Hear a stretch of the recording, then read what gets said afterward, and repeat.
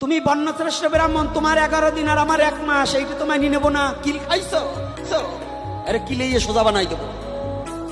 আপনাদের এখানে কতদিনের শ্রাদ্ধ হয় আমি জানি না, হয়তো আমাদের ব্রাহ্মণ্যবাদের মধ্যে আছে কারো 11 দিন, কারো 13 দিন, কারো 15 দিন, কারো 1 মাস, নাকি 4 প্রকারের শ্রাদ্ধ।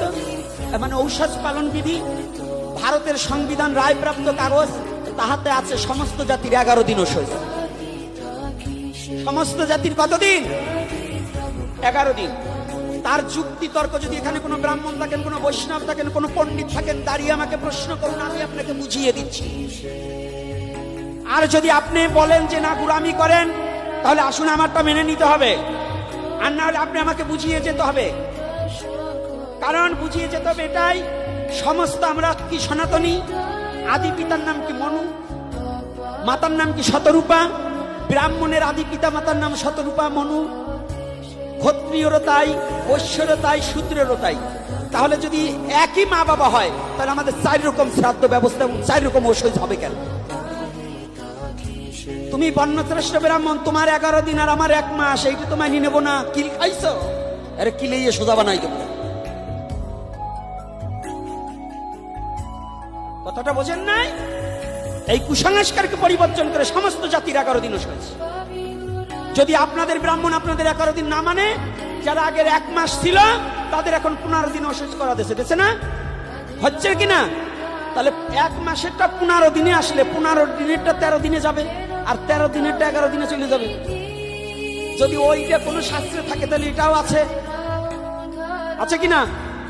এজন্য ভারতবর্ষে সংবিধান, আপনি চাকরি করলে যদি 13 দিনের উপরে ছুটি পাবেন না, 13 দিনের উপরে ছুটি চাইলে আপনার বেতন থেকে কেটে রাখা হবে। যান ভারতবর্ষে খবর লাগিয়ে দেখুন, মিথ্যা বলছি নাকি?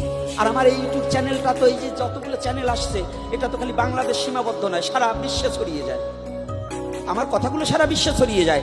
এই আজকে নতুন বলছি তা নয়। কোন পণ্ডিতকে এই প্রশ্ন করেছি যে মনু যদি এক পিতামাতা হয় মানব জাতি সনাতন ধর্মের, তাহলে আমাদের শ্রাদ্ধ ব্যবস্থা এবং এই ঔষধ ব্যবস্থা 4 রকম কেন? আমাকে এক পণ্ডিত আজ পর্যন্ত উত্তর দিতে পারল না। কি ওরা কি পড়ে নাই? ও শুধু পড়ছো নিজেদের দলটা ভারী করার জন্য না? এই শয়তানিটা বুদ্ধি করেছে, মনুসংহিতা থেকে ওইটা যজন যজন করতে পারো। কিন্তু এটা এখন এই মহাপ্রভু কি বলছে? মহাপ্রভু ব্রাহ্মণ ছিল না? ছিল না? ব্রাহ্মণ কুলে সন্তান না? মহাপ্রভুকে তুমি যদি না মানো, আমি তোমার মতো ব্রাহ্মণকেও মানি না। যে আমার মহাপ্রভুকে না মানে, একটা ভক্তের বাড়ি কুকুরকে আমি প্রণাম করি, কিন্তু যে আমার মহাপ্রভুকে মানে না, ওর মতো ব্রাহ্মণকে আমি প্রণাম করি না। আমার মহাপ্রভুকে মানবে, আমি তাকে প্রণাম করি। যে কুলে হোক, নিচ কুলে জন্ম হোক, আমি তাকে প্রণাম করি। যে আমার মহাপ্রভুকে মানবে, যে আমার মহাপ্রভুকে মানে না, আমি তাকে কি? আপনারা মানেন না? মানেন না?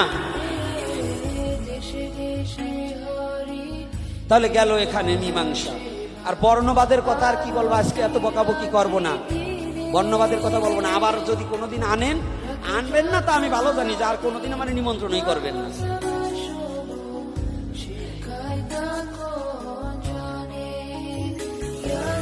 এইবার আসছে সনাতন ধর্মের সৃষ্টিকর্তাকে, দেব দেবী কি ভগবান?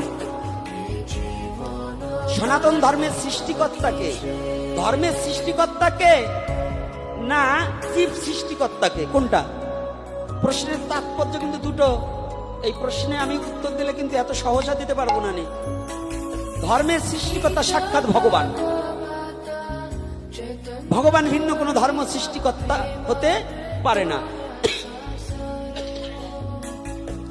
যেমন বাংলাদেশের প্রধানমন্ত্রীকে মাননীয় প্রধানমন্ত্রী শেখ হাসিনা, তাই তো? আচ্ছা, তার আওতা অধীনে চাকরি করে এবং তার মন্ত্রী সেক্টর ভাগ করা আছে না? প্রধানকে প্রধানমন্ত্রী, অন্যান্য মন্ত্রী যারা আছে, খাদ্যমন্ত্রী, ধর্মমন্ত্রী, বনমন্ত্রী, রেলমন্ত্রী আছে না, যোগাযোগ মন্ত্রী আলাদা আছে না? এরা আলাদা না এক? এখন প্রধানমন্ত্রীর সাথে কারো তুলনা হবে? এই জীব সৃষ্টির সময় আত্মাগুলো সমস্তই ভগবানের অংশকলা থেকে ভগবান নিজেই সৃষ্টি করে দিয়েছে।